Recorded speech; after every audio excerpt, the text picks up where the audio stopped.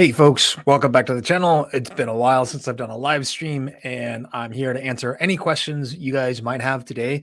I don't really have a plan around today's topic other than covering a few things in the electric vehicle market, talking a little bit about different types of AI investments that you guys might be considering, and talking about why I think the current themes in AI are not going to capture where all of the money is being made. But also feel free to bombard me with all the questions that you guys might have, because it just takes me off into interesting directions and I can ramble on about something else that I'm interested in. So Shoeless Joe, I actually laughed out loud when I saw this question here. And the number of survivalists in the US, meaning people, they're called preppers now. Survivalism is sort of has a negative association with political extremism. And now people that used to call themselves survivalists in the 1970s, 80s, they call themselves preppers now. But there's far more than you think. Probably somewhere between 10 and 15 million adults in the US identify as preppers and have done something to prepare for the end of the world, meaning they're stockpiling food, weapons, usually both, and they have plans. And I'm loath to admit that I'm not exactly one of those people, but my friends and I do sit around and talk a lot about what would happen in the event of a zombie apocalypse and how we would manage after that. So, how many of those people would want a Cybertruck to go along with their underground panic room? Probably very few of them. And that is because of the political alignment of most preppers. Also, not realizing that with enough solar power and a secure location, a Cybertruck could actually go a long way in the apocalypse. Whereas most of the available fuel is going to be used up within a matter of weeks. I think that under normal conditions, the United States never has more than like a 25 to 35-day supply of gasoline or diesel on hand. So that's going to be gone fairly quickly in any sort of apocalyptic situation. So it may actually be a wise idea to do that if you can have a secure enough location with enough solar power. I don't know. So just a kind of a joke question to start off, but less of a joke than you might think, Shoeless Joe. There are quite a few survivalists and preppers here in the United States.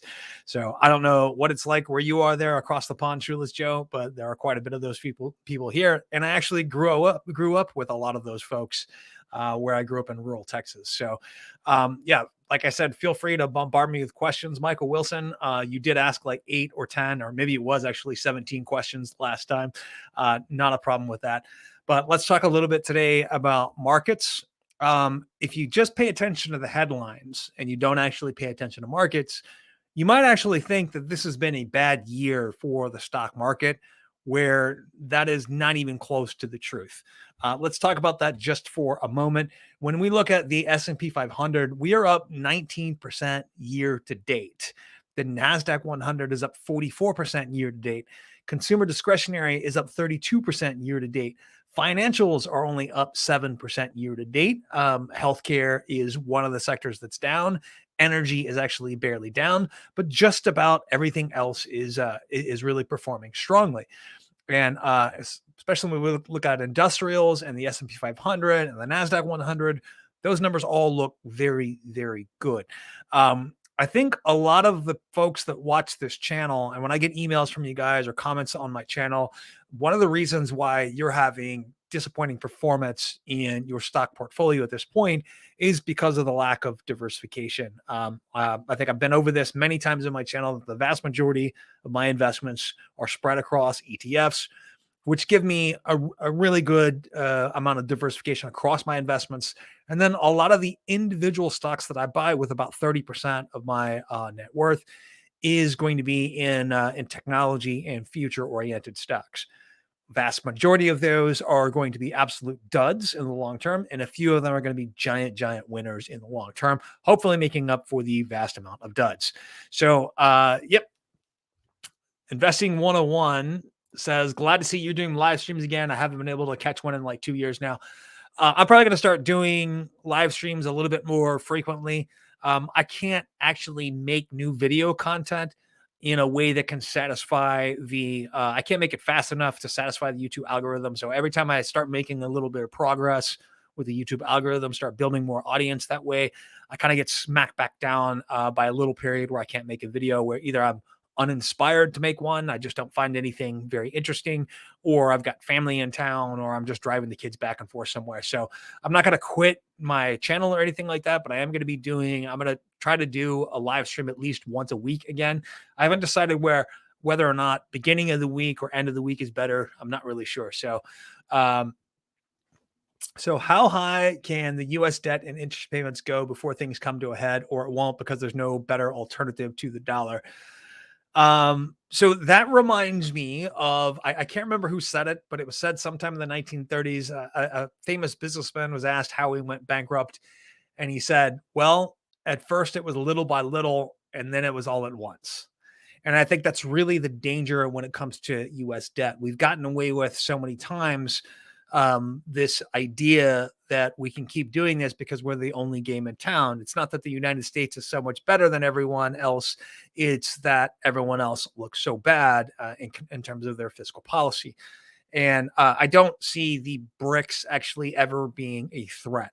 Before the invasion of Ukraine, they weren't really a threat, just because you're looking at a couple of, two really autocratic governments looking to cooperate with South Africa and India, which are really large democracies.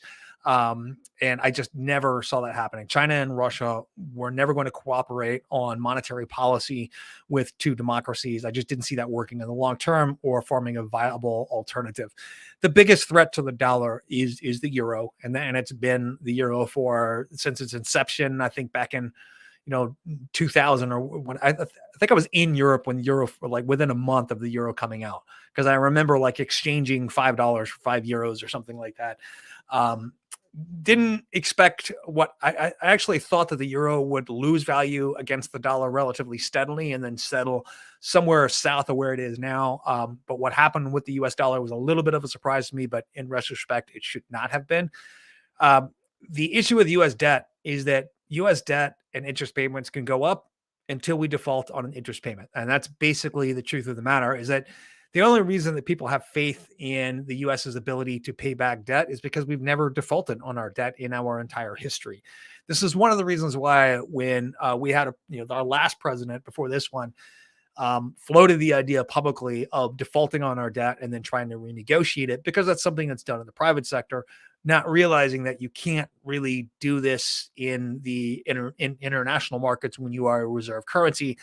The impacts of that are basically just catastrophically unknown. We have no idea what would happen in that case. So, the idea with that is that we don't really know how high U.S. debt and interest payments could go. I would prefer to see them not go $1 higher, but I'm never going to get my wish, because we don't elect politicians on a long-term basis, even though they are there forever. They are constantly campaigning for the next election, and tightening the belt and fiscal responsibility is not something that generates clicks or generates sound bites. So we don't get people really addressing this. It's far less about the social spending than people think it is. And it's far more about the military spending that's going on right now. We spend at least $800 to $900 billion a year on military spending. Then there's this whole black hole of government military research and weapons research that goes on too, that we may be spending up to $1 trillion a year on as well, that no one really knows where that money goes. And I think I mentioned before on this channel that I worked in that sort of corporate governance and financial accounting for that type of arm of the government, where we just looked at shell companies, whether the money was going to legitimate sources or not. And we'd write reports and send them back to, whoever contracts out to do this. In a lot of cases, man, we had no idea where the money was really going. Or when we pointed out that, hey, it's going to this shell company, they'd be like, okay, cool. Don't look further into it. We don't need you anymore. Bye. And this is just part of this entire government contracting space.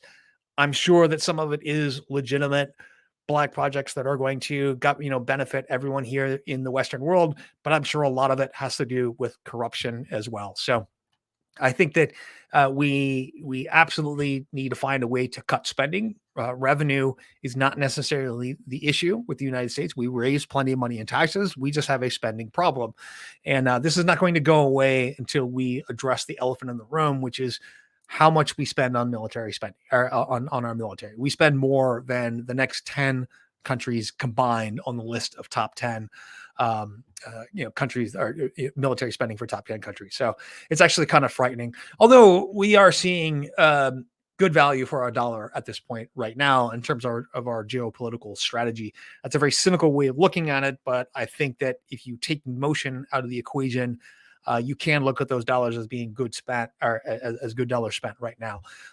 Very cynically and very terrible way to look at that. But like I said, take the emotion out of that. Michael Wilson says, yes, slowly and then all at once. Right. And yeah, that's how I think that US debt will go. Like things will deteriorate slowly until we actually default on a payment. And then it's going to be all at once. When that happens is no idea when that happens. Yeah. So made a video a couple of weeks ago about the declining demand in EVs. And I pointed out that demand isn't actually declining for EVs. This is what's happening. If you are into, hold on just 1 second. Sheila Joe, do you think China will ever leapfrog the US in terms of military spending? No, I don't, for two reasons. Number one, China actually has a revenue problem as well as a spending problem. They don't really have robust enforcement mechanisms to collect taxes, except on very rich people that are highly visible. They don't, and it's very hard for them to collect taxes at a lower level, although that's getting easier because of the surveillance state that they exist in. But also the Chinese economy, in terms of its official numbers, is not really real. And there's been a lot of academic work done on this since about 2018, stating that the Chinese economy has probably overstated their growth by an average of about 1.7% annually for the last 20 to 25 years. And they did that mostly just to kind of look good for their own populace. But that 1.7% difference on average compounded over 20, 25 years or so. Basically, the research that I saw said that the Chinese economy, in terms of its size, its GDP and GNP, are going to be overstated by somewhere between 20% and 60%. It is entirely possible that the GDP of China may be 60% less than their actual official numbers. And this is one of the reasons why there's never been sort of a reconciliation of those numbers. And this is one of the reasons why that a lot of people that are watching China right now, watching their, tofu dreg style construction, watching the collapse of the housing market, really watching the collapse of the financial system little by little. And I will say that the Chinese government is an activist government when it comes to economic crises. And I think they are responding in the way that they can. I don't know if it's the best way or not. We're going to find out. But they're finding ways to put patches onto their economy to work for it. Okay, so I see this is the direction we're going in today. All right, so with offensive weapons like drones and rockets being cheaper to make, do you think scales moving in favor of China and Iran? So no, because where do you think they got the ideas and technology for all of those drones and rockets? So all of the drones and rockets that Russia, not rockets, but all of the drone technology and the hardware, the electronic hardware inside of the rockets that are being made in Iran and Russia right now, most of that comes from the United States and US technology. And there are a few areas in which the government is ahead of the private sector. And I say this a few areas because in reality, government technology is almost never further along than the private sector. But there are a few places where they are much further along than the private sector. And one of those is drone technology. And the other one is AI. The United States made a big deal, at least a big deal in my world, of China and the US making an agreement not to use AI in drones or something like that. guys, you can guarantee that this is happening right now. Like no one's paying attention to that, to China and the United States saying we're not going to use drones, AI and drones that have decision making capability on who to bomb.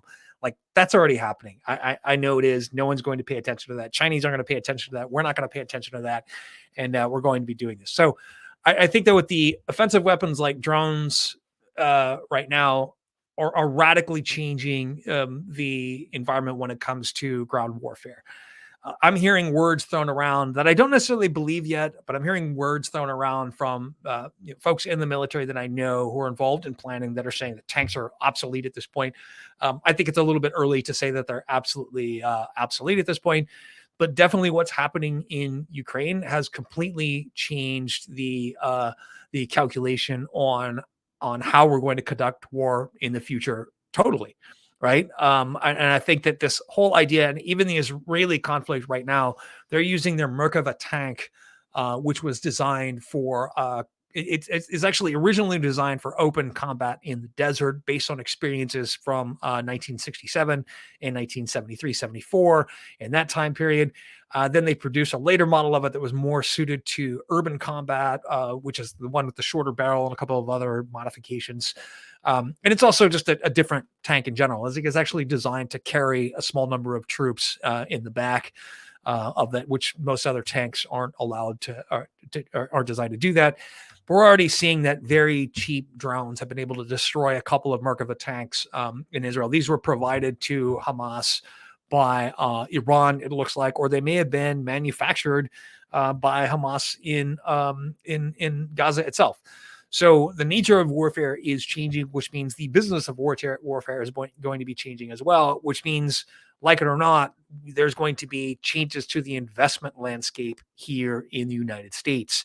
I think that government contractors like the Lockheed Martins, like Grumman's, like basically anyone of the big 10 government contractors like Science Applied International Corporation like SAIC, BAE Systems, and did I say Northrop Grumman already?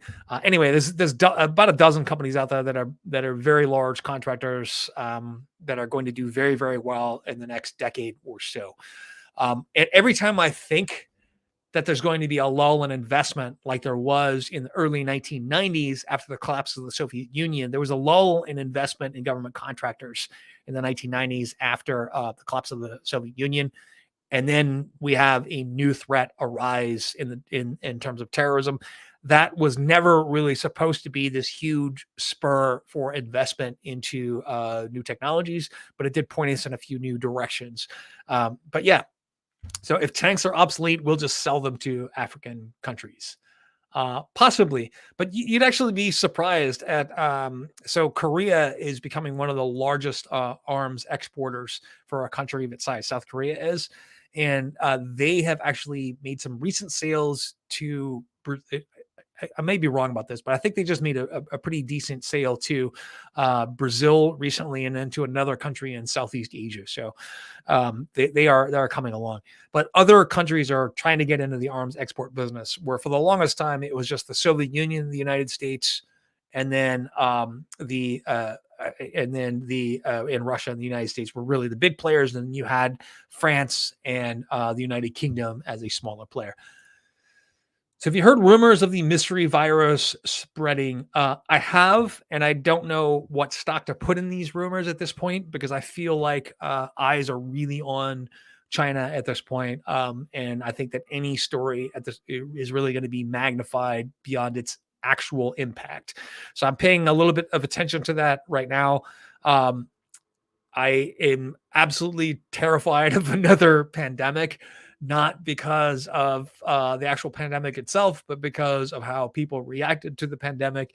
To me, other than the fact of fear of bankruptcy and boredom, my reaction was, let's just get through this and get to the other side. And I knew that it was going to take about a year and a half to get through.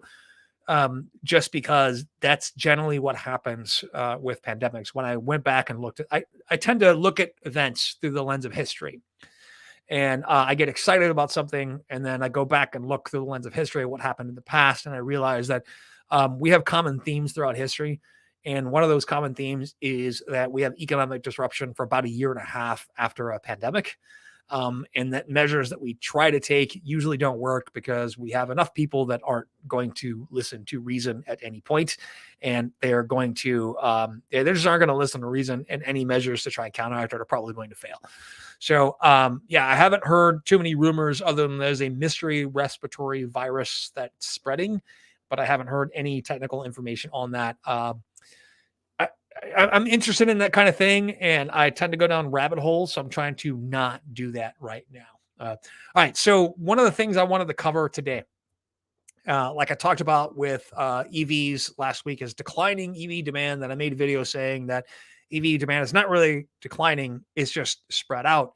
And I'm about to show you exactly why it's spread out. Posted on Inside EVs this morning, or maybe it was a couple days ago. I don't know.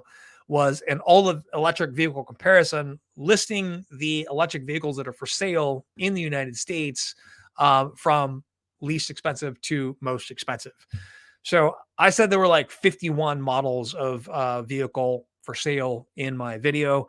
That's not really true. When you look at all of the different submodels that are available, these are all of the different submodels available here. This is a very, very long list going from a base price of $19,000. There are several hundred models of vehicles available here. I think it was 100 and it was 198 or something like that, going all the way down on this list, all the way from the Chevy Bolt, the $19,000 version, to the 2023 Lucid Air Sapphire 20-inch at $250,000.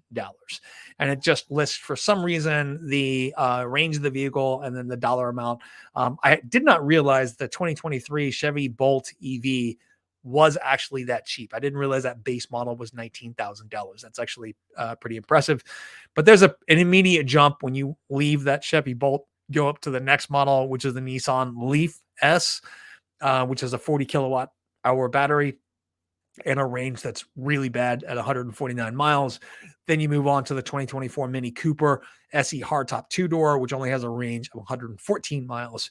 And then beyond that, you get to the Volkswagen ID4, which I think is kind of the first, really the first reasonably priced with reasonable performance vehicle that's out there right now in terms of an EV, and that's at $32,790. So yeah, the scale of this issue, with there already starting to be where you don't have that many people that are interested in EVs right now who want to buy it just as their regular car. You really have people that are interested in EVs because they want to buy an EV.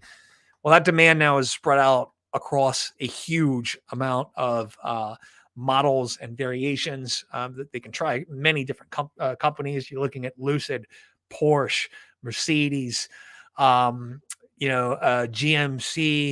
Rivian, Tesla, and we have Audi, Polestar. Actually, the Polestar 2 dual motor is more expensive than I thought it was.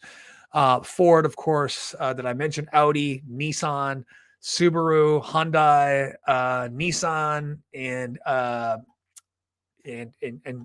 the whatever, I forget who makes the Kona. Anyway, that's just a ton of different vehicles besides Volkswagen and Tesla, which are probably the two better selling ones here. But yeah, I have to go. My board exams at the end of the month. It's great finally catch up on the live streams again. One of these days, you'll have to let us know what your board exams are about. And yeah, so Anduril is a company that I'd like to invest in. Let's take a look at that. Side defense startup that's run like a tech company. Okay. All right. So right now, Anduril looks like it's a private company.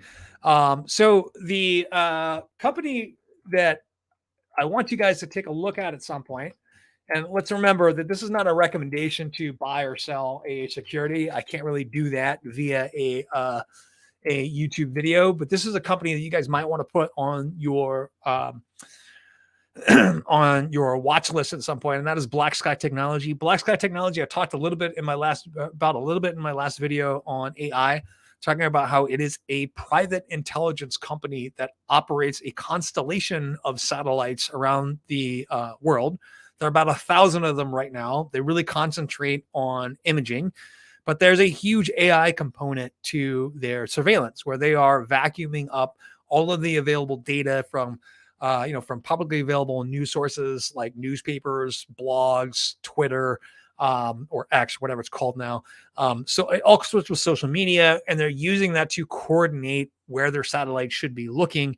And they've had a couple of big wins recently. Number one was the attack on the oil tankers in the Strait of Hormuz back in June. They were able to take pictures of that in real time. And from what I understand, actually trace the attackers back to their point of origin. Which that was not something that was included in the article, but I do have some very good indications that that is what happened. Also, them taking time-lapse photos of a Chinese naval facility that's being built in Cambodia, and basically being able to monitor that the entire time, being able to take multiple pictures over the course of a day, meaning they're making overpasses over the facility once or twice every couple of hours. But not only that, global shipping companies are using them for predictive logistics, for weather, to manage shipping, all kinds of things. This is a company that right now the market cap of their stock is only $191 million. The volume is only about 500,000 shares per day. Their stock price is $1.34. But this is a well-capitalized company that already has almost 1,000 satellites in space right now. And they're supposed to put up like another 350 or something in the next couple of years, including their next generation of satellites, which is going to use a shortwave form of radar, I think microwave radar, that's supposed to be able to go right through cloud layers, be able to take pictures at night and all that sort of thing. So I'm taking a very close look at this company. I'm thinking about buying some while it's cheap, but at this point right now, it would definitely still be a speculative bet rather than an investment. This is going to go into my 30% of my portfolio that's invested in individual stocks, where I do take a lot of risk, and there's a very good chance that this company will fail. There's also a very good chance that this company is going to do very, very well. We are really looking at private intelligence providers really doing a lot with AI that the general public doesn't know a ton about. So, yeah, let me see here. Hi, Jade. Demand is down on U.S. made EVs, as Elon said. He's right. In Europe and China, EVs are going great. U.S. insistent on putting LG Chem crap for batteries in their vehicles, and people aren't stupid. I don't think I'd call LG Chemical batteries crap. I think that anytime there is a problem with batteries at this point, they just tend to get a lot of press. And let's remember, there are a lot of problems with EVs that are coming out, but not necessarily because they're EVs. A lot of the reason you're having issues and recalls is because these are brand new cars, brand new models, and brand new manufacturing techniques. When you're looking at a recall in the Ford F-150, it's a disaster because that car has been made for 50 or 60 years, right? They've had time to work out all of the kinks. Any new product has a ton of issues with it. When we look at like something like the Tesla Model 3, you have very little in the way of issues. I think that though that Tesla is going to be absolutely overwhelmed with issues with the Cybertruck. So I've kind of had my worries about the Cybertruck just because of the sheer amount of straight lines and flat surfaces. I know this is not something that most people think about, but I'm starting to get some, I'm starting to see some reviews online about the Cybertrucks that have been delivered or have been seen out in public. And I'm starting to see some indications for people that I know that work at Tesla that are telling me that there are massive issues with the fit and finish of the Cybertruck, that the demand for sub 10 micron tolerances that Elon Musk put out in company-wide email, that's unrealistic in any manufacturing setting. And unless you're dealing with like nuclear weapons or something like that, that's really unrealistic for a consumer product. And it's just a lot easier to hide imperfections with curved lines and curved surfaces than it is with all of these hard edges, straight lines, and flat surfaces. Yeah. So You know what? You saw that on my screen earlier. I was looking at that too. Moneyline at 43, sold it at 22 months ago, scratching my head. I think I sold it around 24 or something like that after being down for a very, very long time. My problem with Moneyline is that not that it's a bad company. It's not. It's a good company. It's doing what it can to grow its revenues. It's operating at a loss right now. It has previously operated at a profit, but it's operating at a loss right now because it is expanding. It's got the money to do it. It's got the cash to do it. It has the investment backing to do it. The problem is there's just no real reason for it to go from $22 a month ago to $43 today. It's done that on almost no news.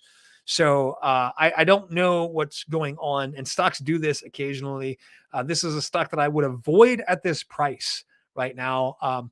I didn't even think when I sold at 24, I thought I was getting a good deal on that. I didn't think it was worth it at that point based on its current cash flows or its projected growth rates. I definitely didn't think it was worth that much. So I would be cautious right now. If you're considering buying Moneyline at this point, I would be very, very cautious. All right. But if it drops back down into the 20s, just based on historical price action, I might consider purchasing again because it might bounce around quite a bit. You could get a short term bump. So let me see here. And Vane H says, adding Black Sky to my watch list. Yeah, it's on my, like I said, it's on my watch list too. I'm considering a purchase. Any thoughts on recent news regarding the Bitcoin ETF? I don't understand, and maybe this. So I've been off of cryptocurrency for a little while, except when I was looking at the legal case against Binance and taking a look at all of the money laundering activity that went on with Binance. So believe it or not, guys, this is why crypto is here to stay. If money launderers have adopted it, it's here to stay because there's just going to be increased amount of regulation around it, and there's going to be an increased amount of safety as far as putting your money in there and getting it out. So while I do think that the SEC and whoever else prosecuted him and reached a settlement with this, they were probably right for this because it was used for money laundering, it was used for terrorist financing. This is not something that for me was unexpected. I think that just like Cash App has become sort of an avenue for, let me be clear. Most of the business going on with Cash App is perfectly legitimate. There's nothing wrong with it whatsoever. But it is an avenue for small crime, right? For small financial crimes. Crypto is an avenue for larger financial crimes. And that's one of the reasons why it is so popular. It's not because it's anonymous, because it's not really anonymous.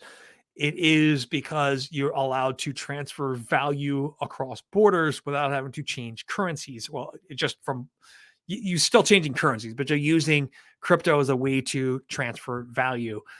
So it's here to stay, especially once it's been adopted by crime. It's here to stay. And I've said that for the last like 3 or 4 years. So my thoughts on the Bitcoin ETF, as far as I know, that is not the first Bitcoin ETF out there. So I have a little bit of an issue with why it's so popular or why everyone thinks this is such a big deal. And I know there's another Bitcoin ETF out there, or at least a Bitcoin futures ETF, because I lost a bunch of money in a Bitcoin ETF a few years ago. Not a bunch. I bought 100 shares and it declined in value by like 50% or something like that. And I held on to it for a while and eventually dumped it at somewhere around, a 50 or 55% loss or something like that. But it's not the first Bitcoin ETF. The other one was a Bitcoin futures ETF. So I'm not sure what exactly the big deal is. You have all kinds of exchange traded funds that are based on non-traditional assets.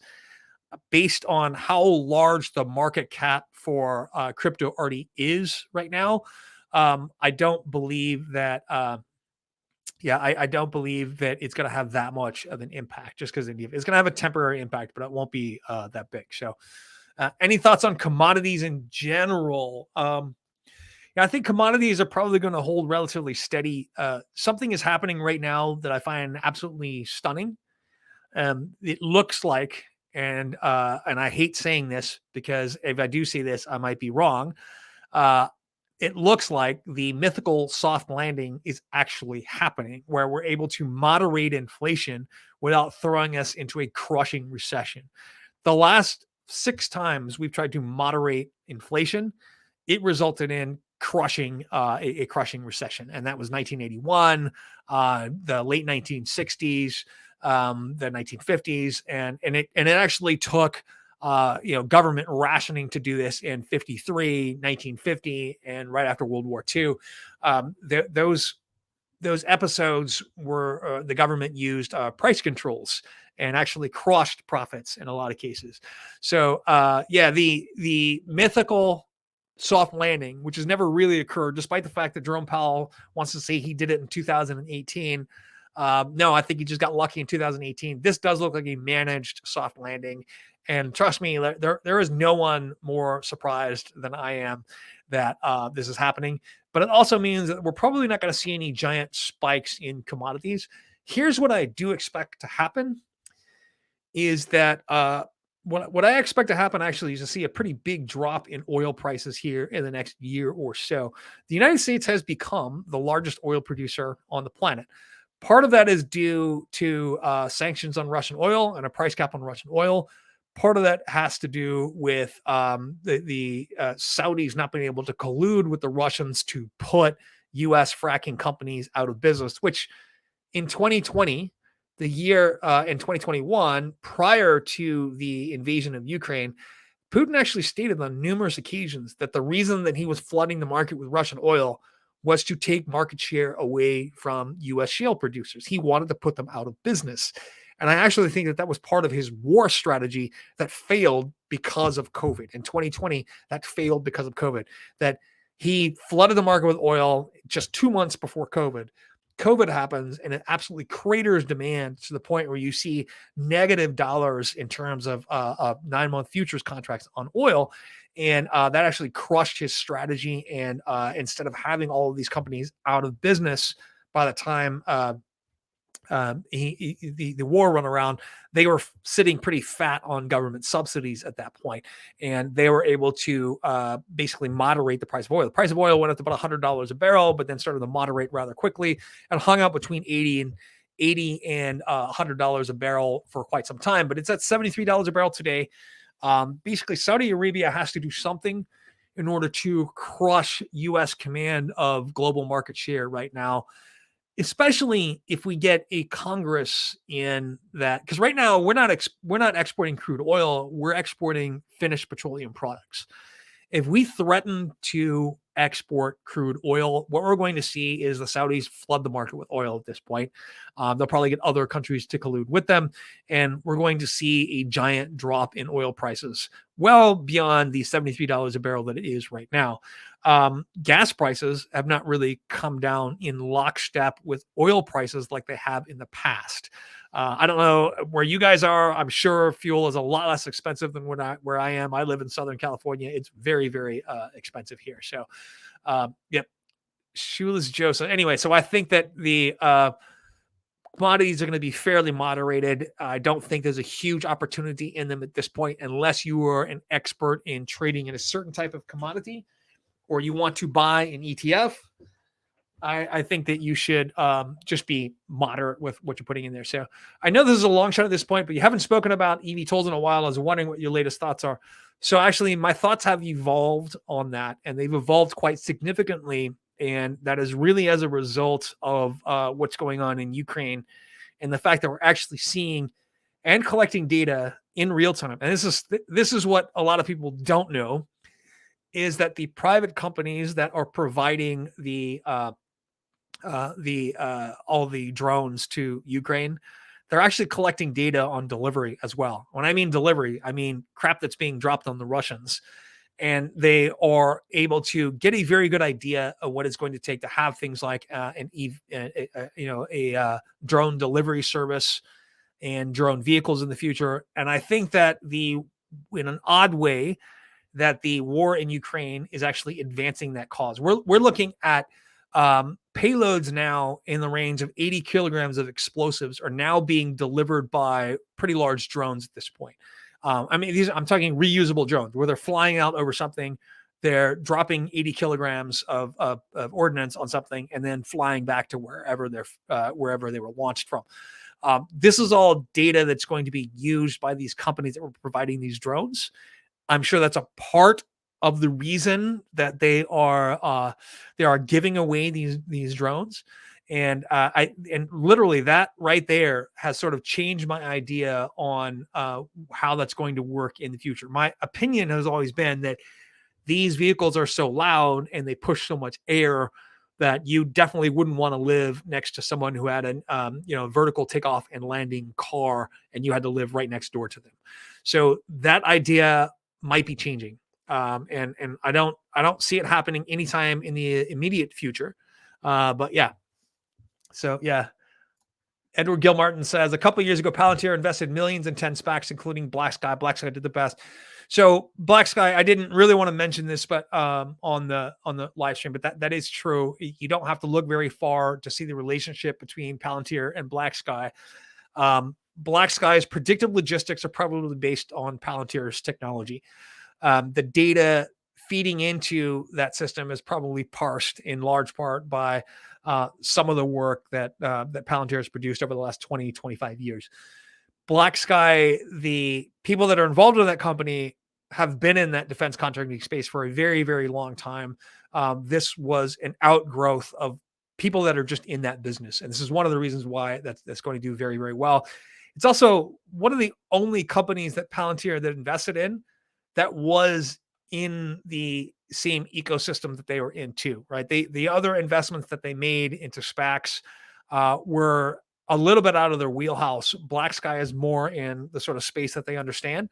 And like I said, the people that run Black Sky are well acquainted with the contracting world. And I don't think a lot of investors realize that I don't even have a ton of faith that Palantir is able to negotiate the government space as well, despite the fact that they've been in the government space for 20 years. I don't think that they're going to have the expertise to negotiate the government space as well as they can the private sector space. So they, in the last 3 years, they've gone from doing almost no business, or 4 years, doing almost no business in the private sector, to now their private sector business being almost as much as their government business. I expect that trend to continue over time until Palantir is actually doing a lot more in the way of business from the private sector than they are with the government. And I really think that, and part of it is that you cannot grab too much market share in terms of government contracts. It's very hard to do that because of how things are compartmentalized. And, the people that run different programs are just going to elect to use different products, and not everyone's going to be involved in using the same type of system. It's very hard, very, very hard for you to visualize how that works if you've never been involved in that space. But if you bounce around from project to project, you're constantly learning new systems because no one wants to use the same thing that the other guy was using. It's a very weird thing to go through. But anyway, Vane H, thank you so much for the super sticker. I don't get a lot of these, but I do these occasionally when I do, when I do the live streams. Wiebert Van Dremelen says, you are right about NEO in 2020. Where do you see it going in 2025? I see NEO struggling in 2025. NEO and Geely have recently decided to cooperate, which I think is a positive. I think that the issue with NEO is going to be destructive competition at this point. If you look at the number of models that are available here in the US, right? This is the number of models that people have to choose from for EVs in the US. That is nothing compared to what's available in China right now. The idea that NEO is the only luxury Chinese brand that's available in EVs is completely false. The idea that they are somehow special, in the beginning, that was true, but at this point, dozens, if not hundreds of companies have made massive multi-million or billion-dollar investments in their own EV structure, they are EV infrastructure.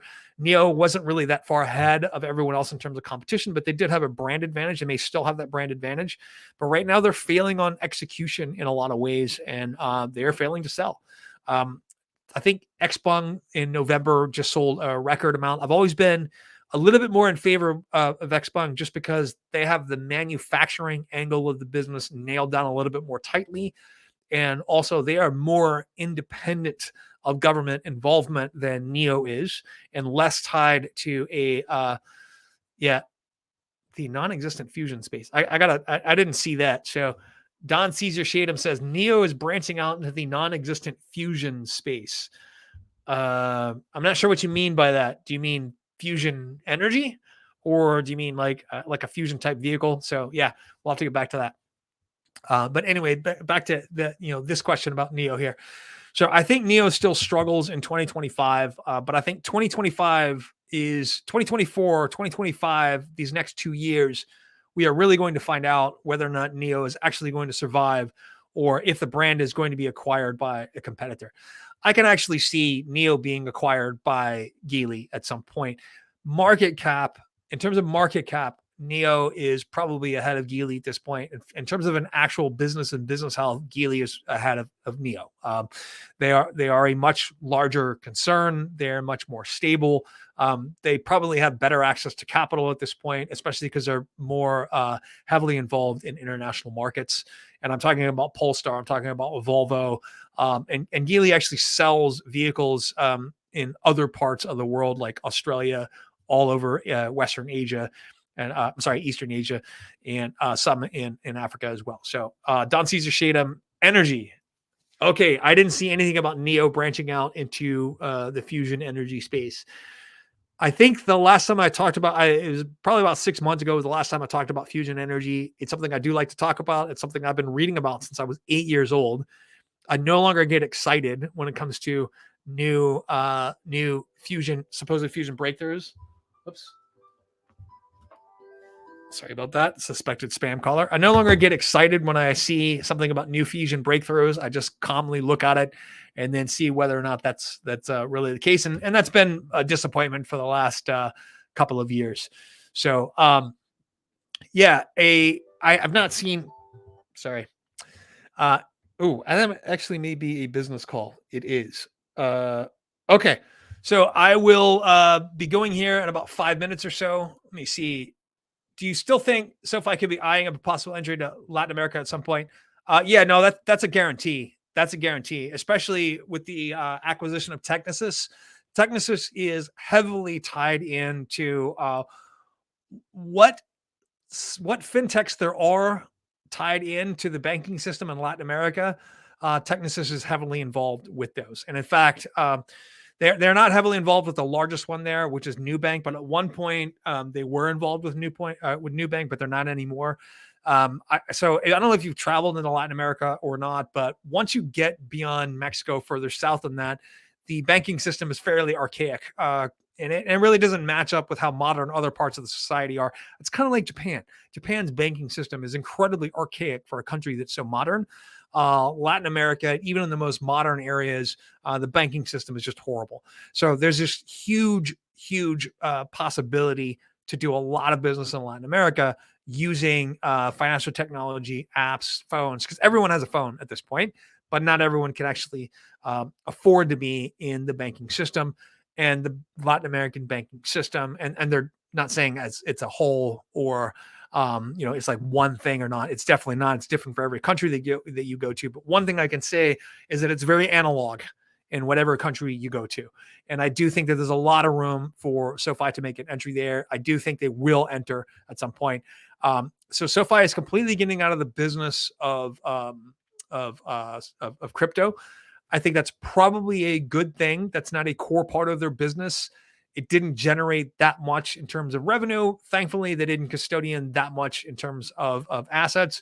But it's just another huge hole in terms of security and in terms of compliance with a sort of know your customer laws, money laundering, and all that stuff. It's just one more thing that's off their plate, and I think it's more efficient for them to do that.